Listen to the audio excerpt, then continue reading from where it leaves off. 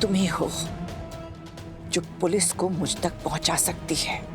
आज मैंने इस सबूत को भी पूरी तरह से मिट्टी में दबा दिया।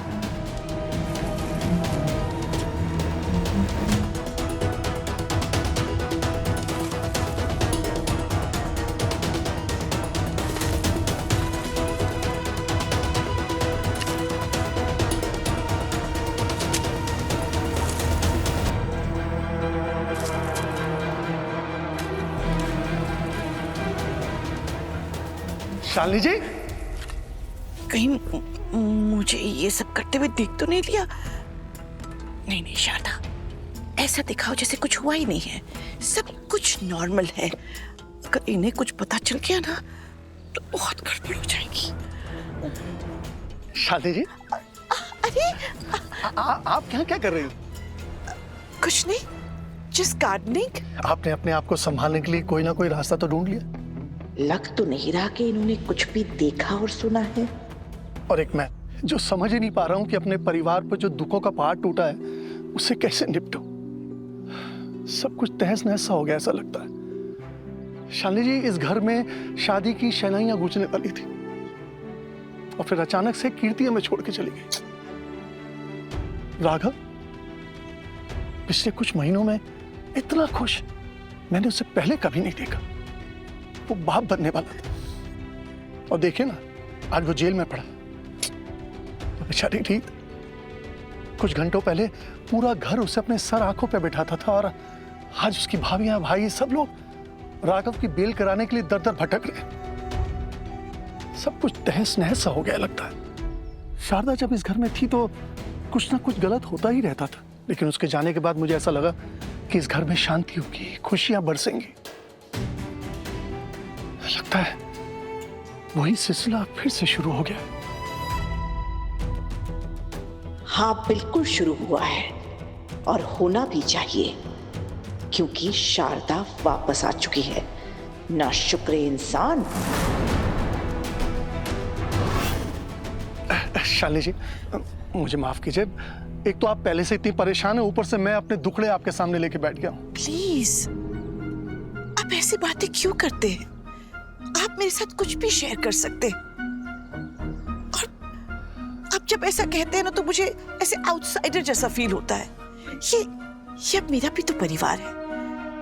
आप लोगों ने, रीत ने मेरे लिए कितना कुछ किया है, इस परिवार ने मेरे लिए कितना कुछ किया।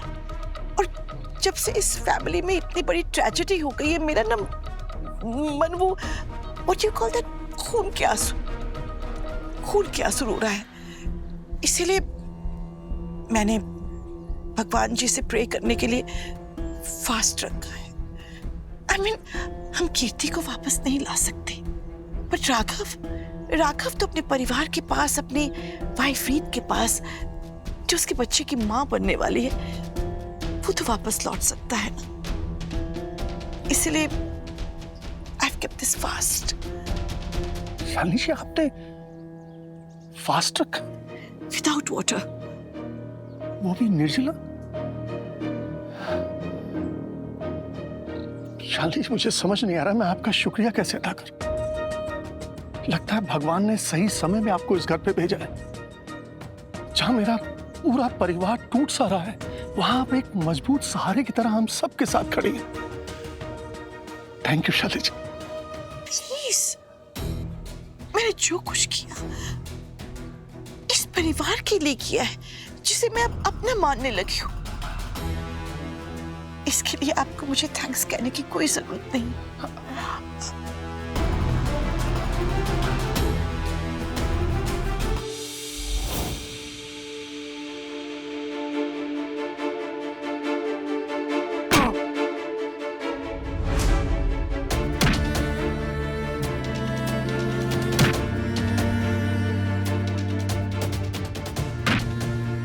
सच बोल कि लड़की को तूने मारा है।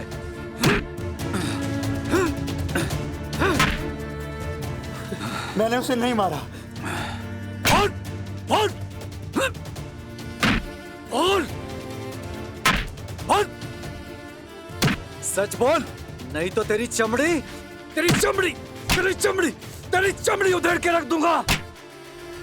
सच नहीं बोलेगा ना तो ऐसे ही कुटाई होती रहेगी तेरी।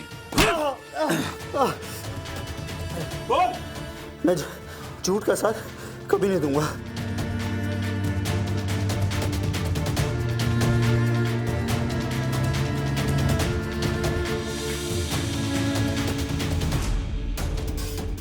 सच नहीं बोलेगा ना तो साले मार मार के तेरी चमड़ी उधेड़ दूंगा। मैं झूठ का साथ कभी नहीं दूंगा। ज्यादा हीरो बन रहा है? सब लोगों ने देखा तेरे हाथ में बंदूक थी। बोल। मैंने कहा ना, मैंने उसे नहीं मारा, नहीं मारा, नहीं मारा।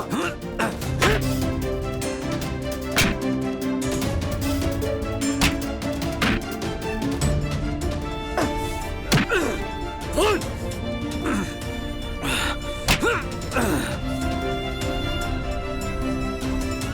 ए, इसको उठाओ, काल कोठरी में डालो और जब तक सच नहीं बोलेगा ना बाहर मत छोड़ना। हाँ जी साहब। लेके जाओ। उठो।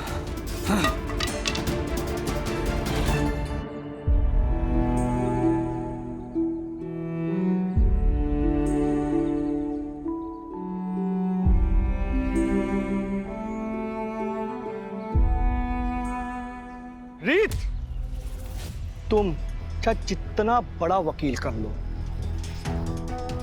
ये मामा कीर्ति का ना राघव को छोड़ेगा नहीं। अरे उसने मेरी भांजी की जान ली है और ये मैं सुनिश्चित करूंगा कि राघव को भी अपनी जान दांव पे लगानी पड़ेगी। तो अब देखती जा। एक मिनट मामा जी, कीर्ति के जाने का दुख हम सबको भी है मामा जी। हम में से कोई नहीं चाहता था कि ऐसा कुछ हो। हम बस यही चाहते थे कि वो ये बात मान ले कि राघव की जिंदगी में उसकी कोई जगह नहीं है। और अगर वो ध्रुव को सच में अपना लेती ना तो मुझसे ज्यादा खुश इस दुनिया में और कोई नहीं होता। लेकिन अगर आपको ऐसा लगता है कि राघव को बलि का बकरा बनाकर आपका बदला पूरा हो जाएगा तो ऐसा नहीं होगा मामा जी, क्योंकि असली गुनहगार कोई और है और वो अभी भी बाहर है। कीर्ति से उसकी जिंदगी छीनकर वो आराम से जी रहा है। ऐसा है, सुनो रीत, ये अपनी चिकनी चुपड़ी बातों का ना मुझ पे कोई असर होने वाला नहीं है। तो ये अपना मासूम सा चेहरा लेकर ना तुम कहीं और जाओ। आज तक तुमने मामा का हंसमुख चेहरा देखा है, पर आज मैं तुझसे ये वादा करता हूं कि मेरे पीछे का दरिंदा तू देखेगी। अरे मैं निगल जाऊंगा राघव की जिंदगी को। उसने मेरी भांजी को मारा, मेरी भांजी को। प्लीज अपने गुस्से और अपने डर में राघव से बदला मत लीजिए। वो गुनहगार नहीं है। आप समझ क्यों नहीं रहे? कोर्ट में देखेंगे, ठीक है?